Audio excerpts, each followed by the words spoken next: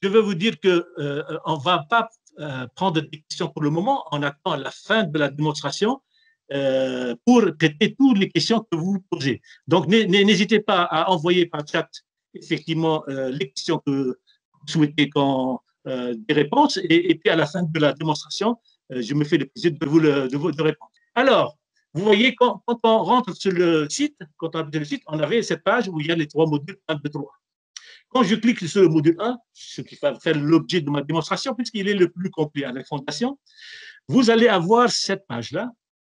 Et vous remarquez effectivement que dans cette page-là, on a le module 1, bien sûr, voir et béton avec Fondation, donc ça nous le rappelle sur toutes les pages, et ça nous signale à quelle étape je suis. Bon, vous voyez, nous avons conçu Perceval avec une architecture organisée en étapes.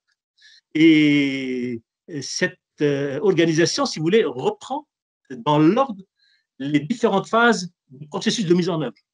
Donc, c'est logique. On part de la fondation et on va glisser vers la couche de roulement, puis après les traitements de surface, et puis après la phase d'entretien. Vous voyez, c'est le cheminement logique. C'est très, très intuitif. Et ça, c'est à gauche pour la structure en béton, et à droite, vous avez la même configuration, c'est-à-dire ce qu'on a vu sur la coupe en travers, c'est-à-dire on part de la fondation, la couche de base, puis la couche de surface, et puis après la phase entretien, etc. On va voir ça en détail. Alors, cette architecture qui en étape, si vous voulez, va nous permettre de saucissonner le logiciel en plusieurs pages, si je peux dire, en plusieurs étapes. Chaque étape correspond à une source de données ou à un interlocuteur. Voilà, par exemple, ici, on va commencer par exemple par la couche de fondation. J'ai une page qui traite de la fabrication et transport des matériaux de la couche de fondation. Mais je ne suis pas obligé de suivre cette logique-là. Je peux commencer à droite ou commencer un peu plus loin parce que je ne connais pas ce que je veux faire dans la fondation, par exemple. Mais si je pars directement ici et je commence à instruire, le logiciel, il va accepter, mais il va vous signaler que par un triangle, on va le voir, il va vous signaler par un triangle que vous n'avez pas rempli la phase couche de fondation, par exemple. Voilà. Alors, l'utilisation de ce logiciel est rendue conviviale par la présence sur toutes les pages, sur toutes les étapes, d'un menu interactif. Ce menu interactif qui est à gauche pour le béton, à droite pour la structure avec laquelle on va se comparer. Donc, ce menu interactif, c'est-à-dire à chaque fois que vous remplissez, vous instruisez les données de la page, elle sera cochée. Donc, par exemple, je rentre dans la fondation et ici, vous voyez, il y a un switch. Il me dit, est-ce que vous voulez une couche de fondation par exemple, avec composition, avec des propriétés spécifiées, ou vous allez directement à quelque chose de composition que vous allez faire vous-même.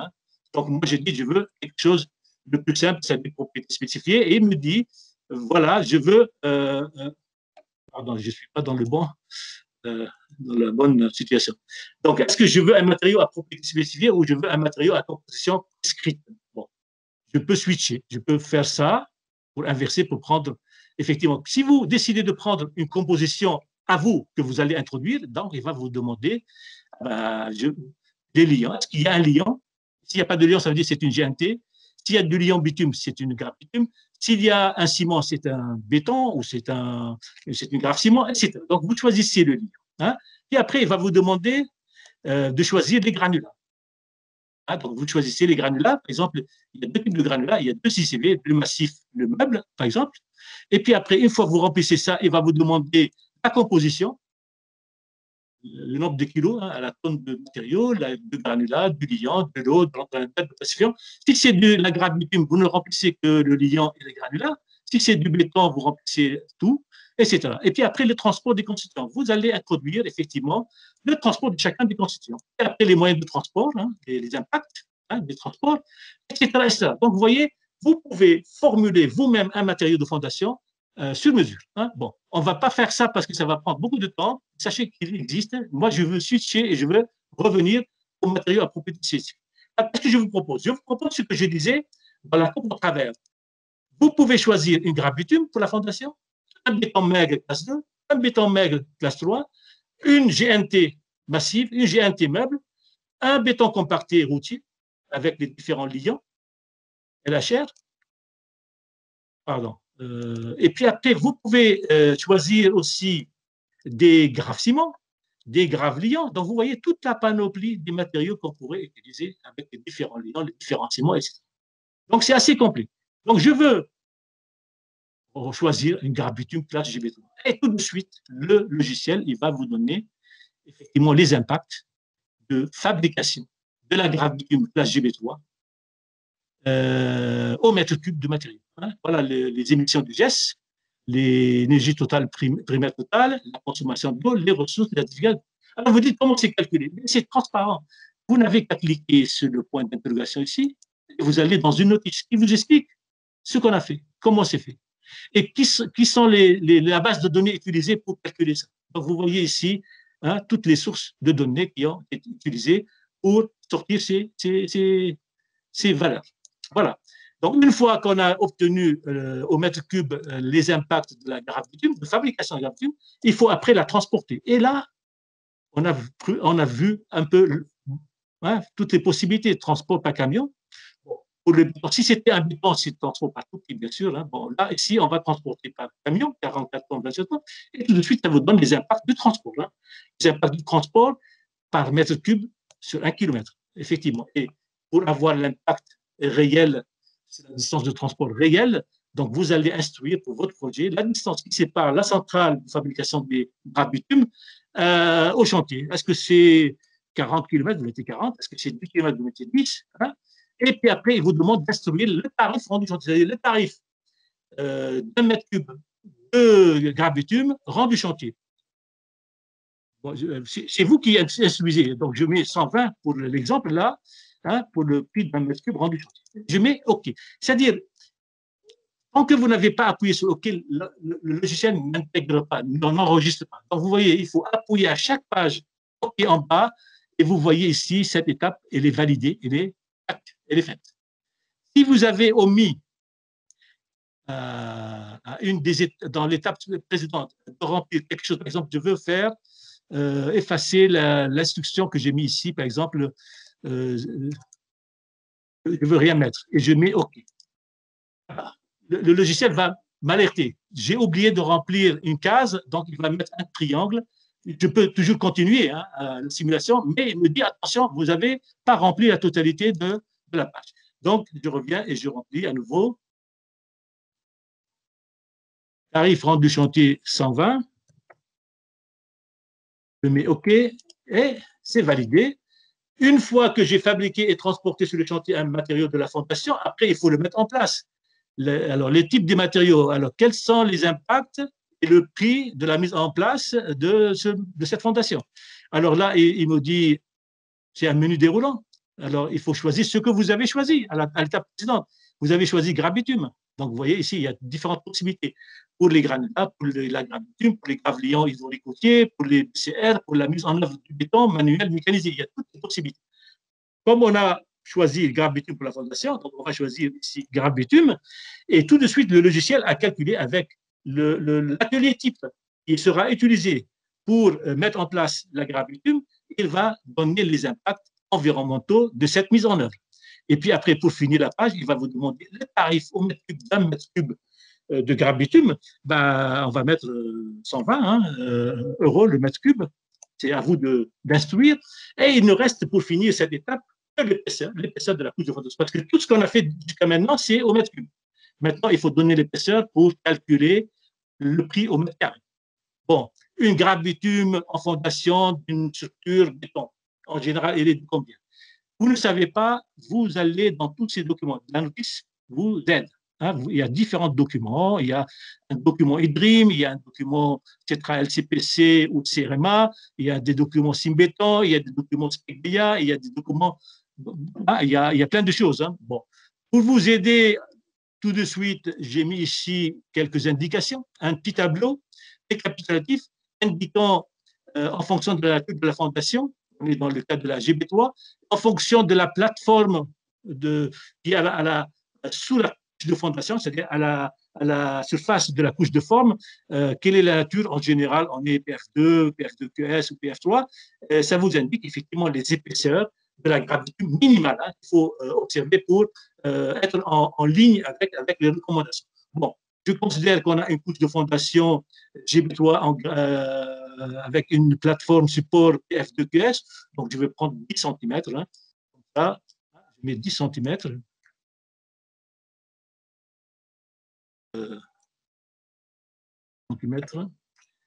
Et je mets OK. C'est coché.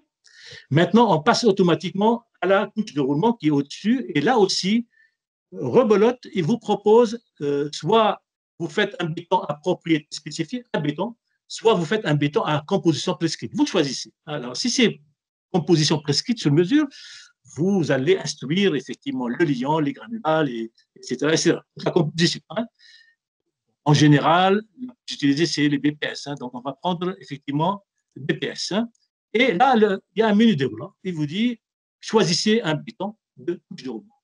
Et là, je vous ai calculé effectivement tous les bétons qui sont susceptibles d'être utilisés, hein, toutes les classes de béton, en allant de C25-30 jusqu'à C30-37, jusqu'à C35-45, jusqu'à C40-50, toutes les classes mécaniques aujourd'hui utilisées, avec les différentes classes d'exposition XF1, XF2, XF3, XF4, et puis avec les classes de consistance S1 et S3, et puis après une granulométrie de fin. Bon, on peut effectivement créer à l'infini hein, des matériaux. Bon, ce sont les plus importants et utiliser. On va prendre une couche effectivement de roulement en béton de classe BC5, c'est-à-dire C35-45, et on va dire que c'est dans une région où le gel n'est pas sévère, donc on va prendre XF2 avec un slump, est-ce qu'on prend un slump de 1 ou un slump de 3 S3, on va prendre S3, hein, c'est mieux.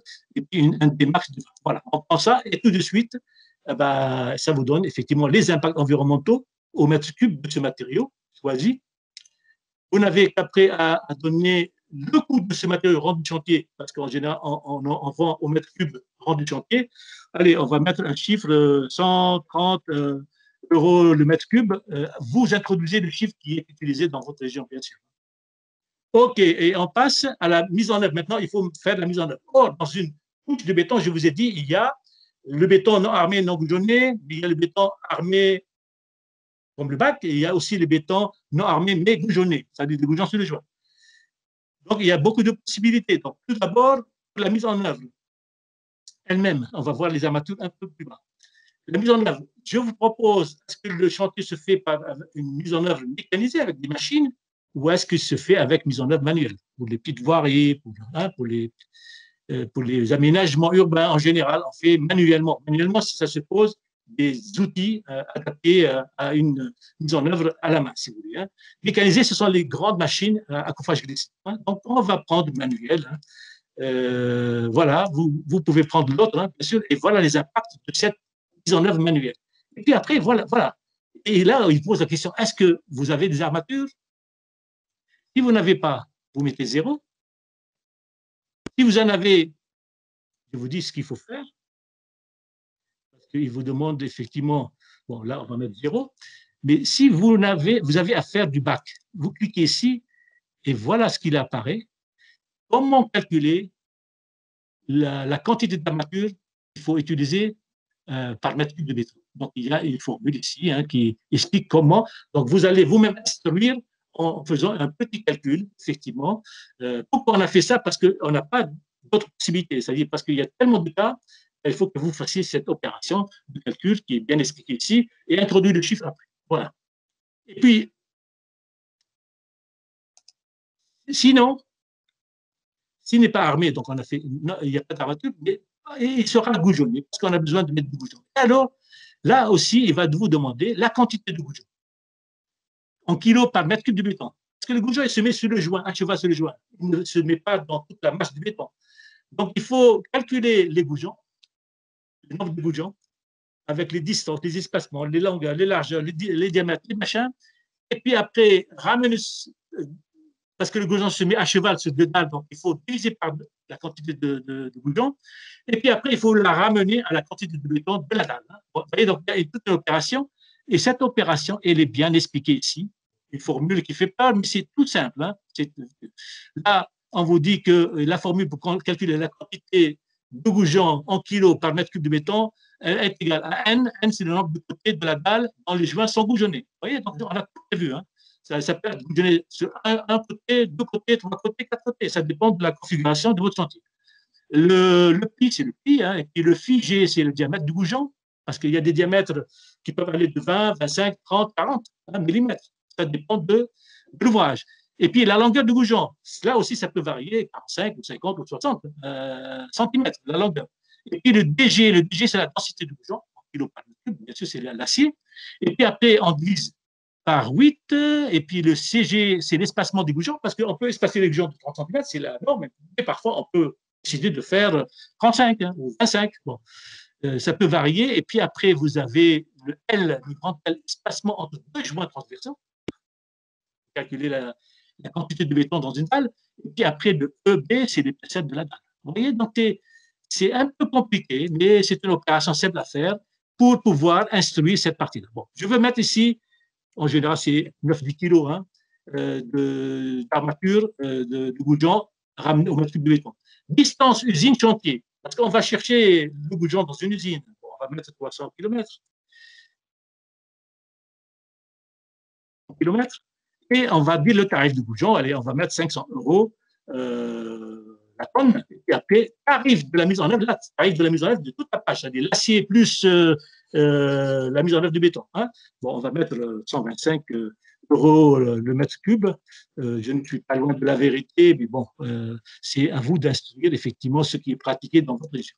Je mets OK et je passe à l'épaisseur. Quelle est l'épaisseur de la couche de roulement? Comme la couche de fondation, je vous donne ici là où vous devrez chercher l'épaisseur, parce que ce n'est pas un logiciel de calcul d'épaisseur. Hein, il faut aller dans les documents spécialisés et il y en a ici une liste entière, mais quand même, je vous donne quelques indications à travers effectivement ce tableau pour un plan PC5, une classe PC5, en fonction de la plateforme et du trafic. Hein, vous lisez ici les épaisseurs. Hein, on va prendre pour notre opération, allez, 20 cm pour aller un peu plus vite. Donc, on va mettre 20 cm d'épaisseur pour la couche de roulement.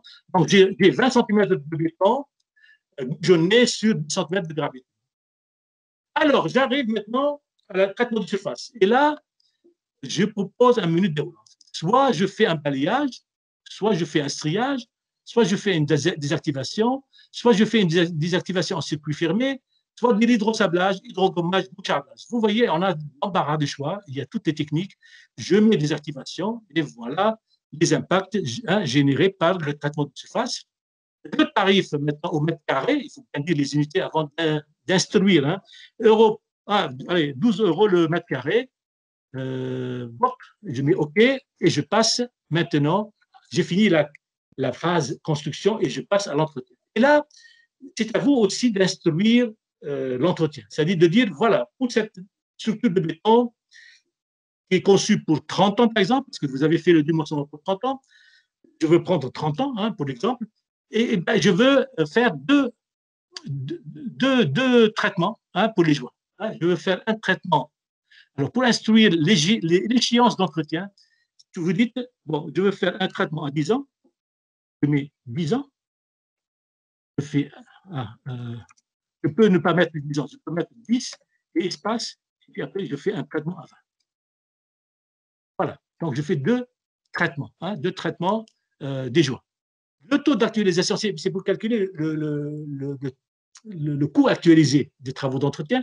Le taux d'actualisation, c'est la valeur, c'est la différence entre le taux de prêt des banques en matière de taux bancaire, si vous voulez, et moins l'inflation. Hein. Donc, bon, aujourd'hui, il est autour de 4. Bon, en général, ce chiffre-là, il est donné par le ministère des Finances. Hein. Donc, on peut taper le ministère des Finances et le taux d'actualisation, il est donné. Hein. Donc, de l'ordre de 4. Alors, maintenant, je veux sceller les joints, je veux changer le scellement. Bon, comment je conçois? Est-ce que je scelle un seul côté de la dalle? Bon, c'est rare, hein, ça peut arriver. Ou deux côtés, parce qu'il y a deux joints. Hein. Une route sans joint dans une dalle, ou je peux sceller trois côtés de la dalle, parce que j'ai un joint au milieu, longitudinal, donc j'ai trois côtés à sceller, ou je peux sceller quatre côtés quand j'ai une dalle au plein milieu d'une place. Hein. Donc, vous voyez, donc j'ai l'embarras du choix. Bon, je veux prendre trois côtés pour le scellement du joint, et maintenant le tarif. Le tarif, là aussi, comment savoir en euros par mètre carré? Je vous donne une formule. Hein. Il faut, comme les goujons, il faut la calculer en partant je dirais, du devis de l'entreprise qui vous donne un devis, 1 mètre linéaire de joint, il coûte tant, vous le scellez, connaissant la surface de la dalle, connaissant le tarif du joint au mètre linéaire et la longueur totale des joints de la dalle, je peux effectivement calculer le TS, c'est-à-dire c'est le tarif de scellement au mètre carré. Hein. Donc, je veux mettre, par exemple, 5 euros au mètre carré. Ça revient à 5 euros au mètre carré. Bon, on a fini le scellement des joints. J'ai une autre chose que je dois prévoir pour les chaussées en béton, peut-être la régénération de surface, parce qu'il y a beaucoup de trafic, ça s'use en surface, et à un certain moment, il faut prévoir peut-être une régénération de surface. Eh bien, il faut donner des échéances. Bon, je veux prendre les mêmes, je veux faire les deux l'une suite à l'autre, parce qu'il vaut mieux faire la régénération de surface et puis après, seulement des joints, hein, et pas le contraire, pas l'inverse. Donc, je veux prendre 10, et puis 20, donc il faut faire un espace entre les deux. Je veux mettre 4. Le type de régénération, qu'est-ce que je veux faire pour régénérer? Est-ce que je rabote? Ça peut arriver. Est-ce que je grenaille? Est-ce que je rainure? Est-ce que je boucharde? Est-ce que je sable? Est-ce que je fais de l'hydrogommage? Bon, on va prendre du bouchardage.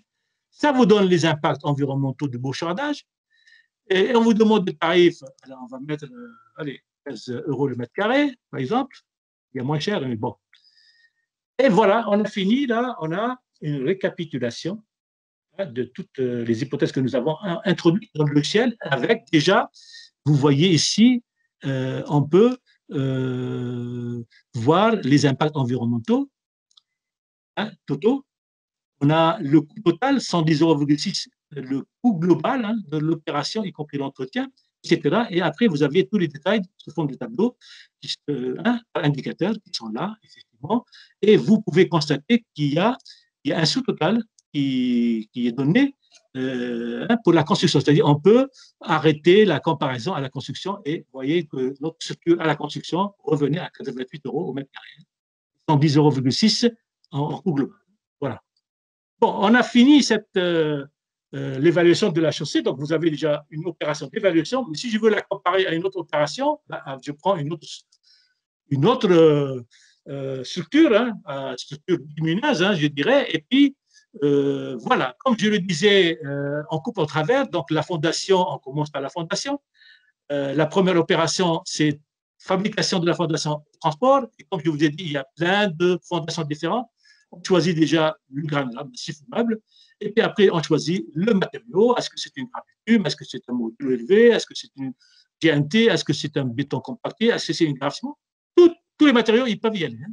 Bon, je vais prendre GB3, bien sûr. Comme ça, ce serait une. Bon, j'ai fabriqué et j'ai trouvé des impacts de la fabrication de GB3. Maintenant, pour les transports, donc il faut que je la transporte dans un camion de 25 tonnes jusqu'à le chantier, hein, bien sûr. Et la distance de transport, je dois l'instruire. Mon projet se trouve à 40 km, comme je l'ai fait dans la première. Type de matériaux de fondation à la tonne, là, attention à la tonne, parce que ici, bon, c'est un problème d'unité qu'il faut peut-être un jour que je homogénéise. Bon, je veux prendre 50 € la tonne et je fais OK. Et puis, la mise en œuvre, il me dit, j'ai bien retenu que c'est une grave bitume. Donc, la mise en œuvre, l'atelier, voilà, les impacts sont tout de suite calculés par le logiciel. Il suffit maintenant de donner le tarif de mise en œuvre. Je vais mettre allez, 120 € mètre cube, bien sûr. Et puis, hop. Et puis, il me demande quelle est l'épaisseur de la couche de fondation. Alors, soit vous allez dans les documents, sur votre projet, vous avez dimensionné, vous avez les épaisseurs de la couche de fondation. Bon, pour les structures béton telles que je les données, là, il faut mettre quelque chose comme 12 cm. Je mets OK et je passe directement à la couche de base. À la couche de base, c'est à nouveau, il me propose deux menus déroulants, un pour choisir les granulats et un deuxième pour choisir le matériau. Est-ce que c'est une GB3? Est-ce que c'est une. Ah bon, vous voyez, donc il y a tas de possibilités. Donc on va reprendre GB3, on va faire une structure totalement bitumineuse et voilà les impacts qui sont donnés. Après, il faut la transporter, cette gravitume, avec un camion de 44 tonnes. Et après, il faut instruire la distance réelle entre la centrale et le chantier. Bon, on a retenu les 40 km, on va mettre 40. Le type de matériau de base, le tarif, pardon, on a dit, c'est à la tonne, donc c'est 50 euros. Et je mets OK. La mise en œuvre, comme c'est une gravitume, donc il la donne automatiquement. Hein, il a été configuré comme ça. Bon, tarif de la mise en œuvre, c'est comme on l'a pris là-bas au mètre cube, donc on a mis 120. Et puis après, il me demande l'épaisseur de la gravitume en base. Bon, on va mettre 12. Et c'est OK. Et on passe effectivement à la couche de surface, la dernière en haut. Et pareil, je dois instruire le choix du granulat. Je dois instruire quel type de couche de surface je retiens. Bon, je veux prendre des 6 cm. Et là, tout de suite, vous cliquez sur l'interrogation. Il vous donne des sources, comment ça a été calculé. Bon. Vous le connaissez, la notice est là pour vous aider. Après, il faut transporter ce matériau de la centrale jusqu'au chantier, donc avec un camion de 40 tonnes. Je donne la distance de centrale-chantier, donc on a retenu 40. Le tarif rendu chantier à la tonne, c'est bon, l'Europé, c'est un peu plus cher, 60 euros.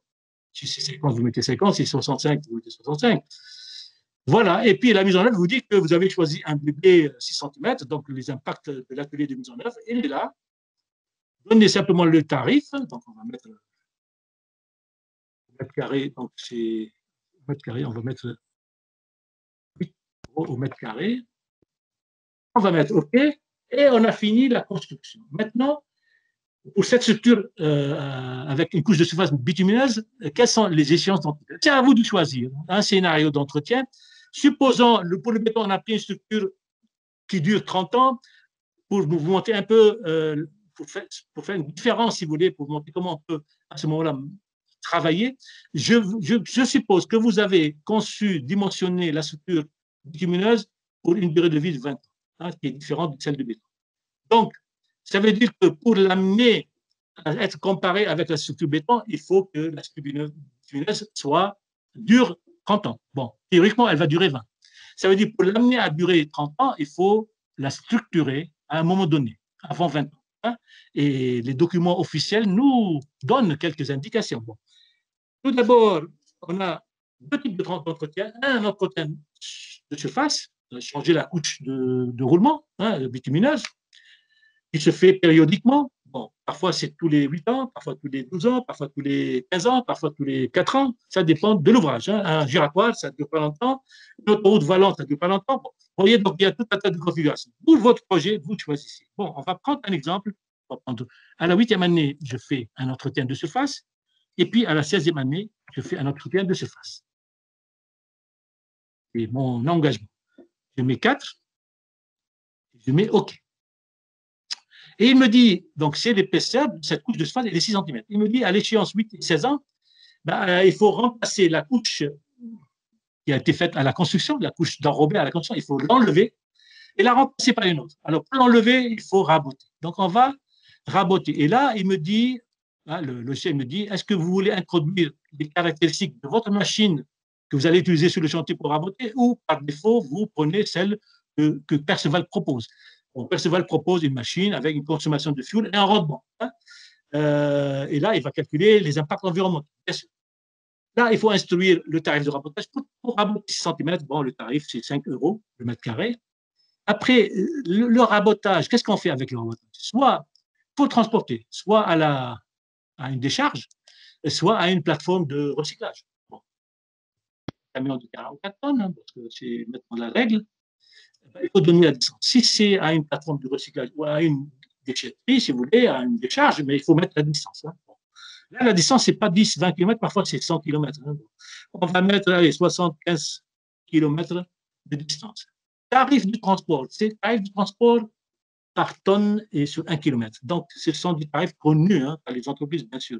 Donc, en général, c'est de l'ordre de 0,1 € par tonne sur 1 km. Et après, tarif de la mise en décharge. Si on met en décharge, je dois payer. Si c'est un matériau inerte, je veux payer 50 €. Si c'est un matériau qui comporte des HAP, Là, vous allez payer 300, 400 euros hein, à la décharge. Hein. Bon, vous pouvez simuler. Hein. Bon, en fonction de ce que vous allez mettre en décharge, il y a un prix à payer. Bon, si vous l'amenez à la plateforme de recyclage, parfois, ils vous payent. Hein, ils vous payent un peu d'argent. Donc, je vous montre après comment on peut effectivement la tourner. Donc, je veux maintenant, je la mets à la décharge et c'est un matériau inerte. Donc, je paye 50 euros la tonne et je valide. Et puis après, il me dit, bon, c'est fait. Maintenant, il faut maintenant ramener, fabriquer euh, une, une couche de roulement en béton bitumineux. Donc, il me dit, voilà, donc il faut amener un bébé 6 cm. Hein. Donc, voilà, dans la fabrication, il est affiché et impacté. Il faut maintenant le transporter. On va le transporter dans un camion de 44 tonnes et on va l'amener de la centrale jusqu'au chantier. Donc, c'était 40 km, comme on a dit au départ. Le tarif rendu chantier à la tonne, c'est 60 euros, qu'on a dit. Voilà. Et on fait, OK, voilà. Donc la mise en œuvre, donc il donne les impacts de la mise en œuvre, parce que c'est un bébé, il a codifié ça. Et le tarif de la mise en œuvre, on va mettre 8 euros, ce qu'on a fait au départ. OK. Maintenant, alors le logiciel, il a calculé 2 fois, hein, il a calculé à 8 ans et à 16 ans les coûts d'entretien et il les a actualisés à 8 ans et à 16 ans. Donc tout est prêt dans la machine. Hein. Maintenant, il vous dit, et si vous avez à faire un entretien structurel, c'est-à-dire votre structure, elle était prévue pour 20 ans, mais pour la comparer au béton qui est de 30 ans, il faut hein, la renforcer à un moment donné. Bon, il serait intelligent de la renforcer, par exemple, avant d'atteindre 20 ans, hein, pour qu'elle aille à 30 ans. Et comme on a fait un entretien superficiel à 16 ans, donc il autant choisir la même échéance, c'est-à-dire on va prendre un entretien structurel à 16 ans, puisque je suis en train d'enlever la couche de surface, je fais du même coup l'entretien structurel. Donc, je fais 16 ans, je mets le taux d'actualisation, 4%, et je mets OK. Et donc, il vous affiche, à 16 ans, vous faites un changement de la couche de base qui était prévue de 12 cm, n'est-ce pas? Bon, ce qui veut dire qu'il faut la raboter. Donc, on rabote. Et ce qui veut dire qu'il y a un tarif de rabotage. 12 cm, ça va coûter 10 euros, par exemple. Après, le moyen de transport pour la mise en décharge, on fait ça, à 44 tonnes. La distance, on a pris 75 km de mémoire, 75 km. Le tarif du transport, on a pris 0,1, donc 0,1. Et puis, le tarif de mise en décharge, on a dit, ce n'est pas un matériau pollué, donc on peut effectivement se permettre de se contenter de 50 euros. Hein. C'est mis en décharge. Maintenant, il faut fabriquer la couche de base et la ramener donc, à la 16e année. Donc, c'est une grappe bitume de 10 cm d'épaisseur. Tout de suite, il vous donne les calculs effectivement de fabrication. L'épaisseur, 12 cm. Le moyen de transport, donc ça, on va prendre toujours la même chose. Hein, le transport par camion, 44 tonnes. Pardon, vite. Et je vais donc instruire la distance, donc c'est central, chantier, c'est 40 km. Le tarif rendu chantier pour une grappe bitume à la tonne, c'est 50, on a dit. Et puis, je veux mettre OK. Et bien voilà, donc il me dit c'est une grappe bitume, la mise en œuvre. Donc voilà, elle est codifiée, elle est là. Le tarif de la mise en œuvre, euro par mètre cube, donc on va mettre 20 euros. Et puis, OK. Et voilà les résultats. Vous avez ici vous avez les résultats de toutes les hypothèses que nous avons introduites, hein, et les impacts et le coût global, etc., etc. Maintenant, je veux aller comparer, donc il suffit d'aller jusqu'au bout du menu, là. Il y a ici un truc comparaison, tac, j'ai pris comparaison, et vous allez avoir à gauche structure béton, comparé à la structure à couche de surface bitumineuse, et vous allez avoir les impacts. Bon, en matière de ressources naturelles, l'épuisement de ressources naturelles, vous voyez, le béton est largement avantagé, hein, effectivement, par rapport à des matériaux qui sont des bitumes, donc nécessairement plus sensibles à cet aspect. La consommation d'énergie primaire totale, vous voyez, le béton est mieux placé. Le CO2, pour cette configuration, il est en faveur de la grappe bitume. Pour l'acidification de l'air, on est à peu près pareil. Pour l'eutrophisation, c'est l'avantage pour le bitume. Pour le coût global, 110 comparé à 140, pour la consommation d'eau, en faveur du bitume. Voilà, donc c'est une simulation, elle vaut ce qu'elle vaut, c'est à vous de faire pour vos projets. C'est vrai, il est rare qu'on puisse aboutir effectivement à une situation où tous les indicateurs sont en faveur d'une structure. Il y a partage, bien sûr. C'est après l'analyse multicritère qu'on peut faire sur l'ensemble des indicateurs économiques environnementaux qui va nous permettre, en fonction de la hiérarchie des indicateurs, si pour moi c'est le global qui m'intéresse et après le CO2, je peux établir une hiérarchie et puis décider en fonction de cette hiérarchie. C'est ce qu'on appelle analyse multicritère. Voilà, donc c'est pas fini, c'est-à-dire à tout moment vous dites, bon, comment je peux baisser, par exemple, les impacts CO2 du béton. Donc, je reviens dans la fabrication de la couche de roulement, et puis peut-être je veux prendre peut-être un autre béton. Par exemple, je veux prendre, ça va changer. Si je prends celui-là, par exemple, c'est 3037, et il faut absolument aller en bas et cliquer OK, sinon il n'enregistre pas. Je mets OK. Et tous les calculs sont faits, et on va voir les conséquences. Est-ce que ça va changer quelque chose? Vous regardez, en matière de CO2, ça baisse un peu, mais pas suffisamment. Donc, vous voyez, donc on peut simuler. Maintenant, pour le coup, vous dites, la solution multimètre, elle est trop chère. Est-ce que je ne peux pas la rendre moins chère? Par exemple, quand je rabote, par exemple, ici, je rabote, je ne veux pas mettre à la décharge et payer de l'argent, je veux les amener à une plateforme de recyclage. Et là, je ne paye pas d'argent, mais plutôt, ils vont me donner de l'argent. Souvent, à la tonne, on va me donner peut-être, je dis n'importe quoi, je ne sais pas, bon, je vais mettre 25 euros et je mets un moins. Et je mets un moins pour dire que. Non, pardon. Je mets un moins pour dire que je touche de l'argent, effectivement. Ça va baisser effectivement le coût de la solution bitumineuse, bien sûr. Donc, je vais voir un peu l'impact que ça donne en passant d'une décharge à une plateforme de recyclage.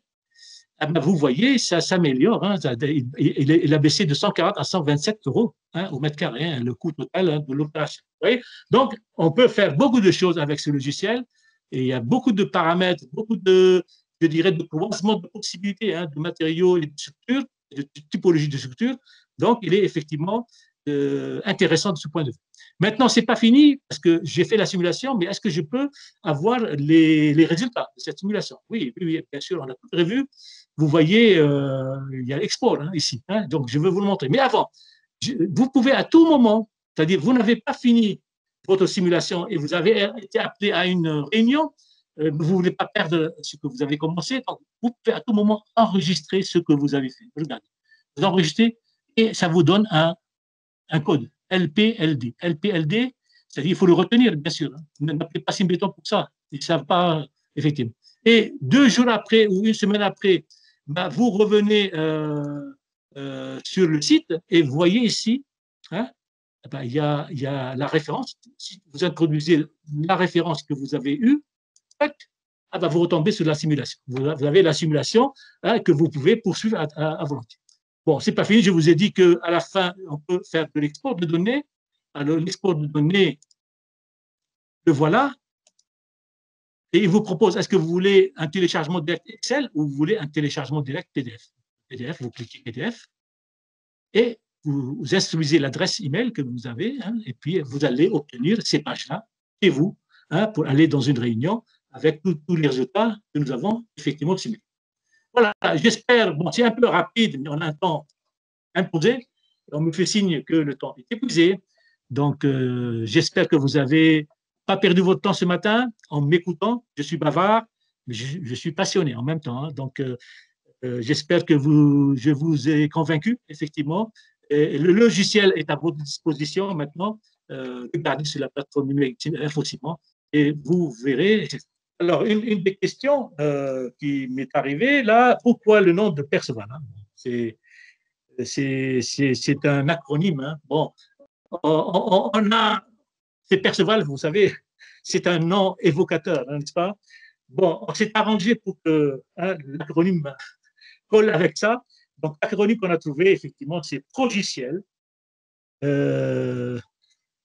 d'évaluation environnementale et économique pour la route, sa construction, son entretien et sa valorisation. Vous voyez, donc c'est on a trouvé un acronyme qui colle à Perceval, mais parce que Perceval nous a été un petit peu, je dirais, intéressé, hein, parce que le mot Perceval, c'est intéressant.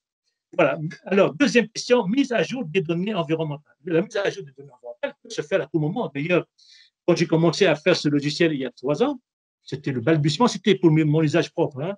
J'avais utilisé des anciennes bases de données. Aujourd'hui, avec les nouvelles FDS, effectivement, ah ben, j'ai tout remis en place. Hein. Il suffit de changer l'ICV d'un ciment ou d'un bitume ou d'un granulat. Lorsqu'il sort sur le marché, on peut l'introduire dans la base de données de ce logiciel et tout le logiciel se mettra effectivement en face. Est-ce qu'ils seront mis à jour régulièrement? Bien sûr. Enfin, c'est la politique de Simbéton. Hein. Donc, je pense qu'on est toujours fidèle effectivement à maintenir les documents à jour et en phase avec les marchés. Hein. Alors, il y a des questions, plusieurs questions relatives à la comparaison avec Perceval, entre Perceval et SEM. En toute logique, SEV ne fait que de la phase construction.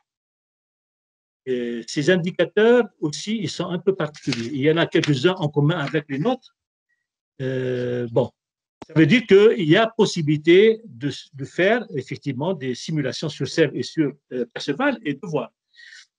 Je l'avais fait et les différences sont minimes. C'est dans les tolérances, hein, parce que vous savez, ce n'est pas une science exacte, les ICV et les ACV. Hein, ce sont des valeurs, hein, des valeurs à plus ou moins. En général, on considère que deux indicateurs qui diffèrent de moins de 20%, enfin, deux résultats sur un indicateur qui diffère de moins de 20%, on considère que les deux sont équivalents. Hein, vous voyez, donc, on a une marge de variation de 20%. Donc, moi, avec plusieurs personnes, d'ailleurs, de Colas, de Rovia et puis de Defage, on a fait des simulations entre nos logiciels et puis ceux de SEV, et on a à peu près des résultats concordants. Concordants, bien sûr, puisqu'on parle des bases de données les mêmes en général, on a un logigramme qui est scientifique, hein, et il y a des équations qui ne sont pas difficiles à établir. Je pense qu'on n'aura pas de problème de trouver effectivement les mêmes valeurs.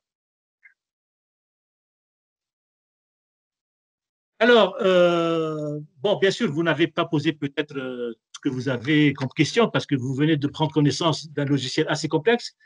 On vous laisse le temps de l'utiliser, de simuler avec. Et si d'autres questions apparaissent, n'hésitez pas à nous écrire effectivement sur perceval@infosimon.fr. Vous écrivez un message à perceval@infosimon au pluriel.fr et Simbéton me transmet vos questions et je prends le temps de vous répondre.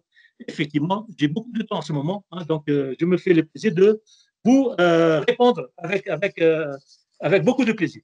Donc, je vous remercie de votre attention. J'espère vous lire bientôt et merci à Simbéton de m'avoir donné cette occasion de reprendre contact avec mes amis et mes collègues et les professionnels que vous êtes. Et à bientôt, j'espère.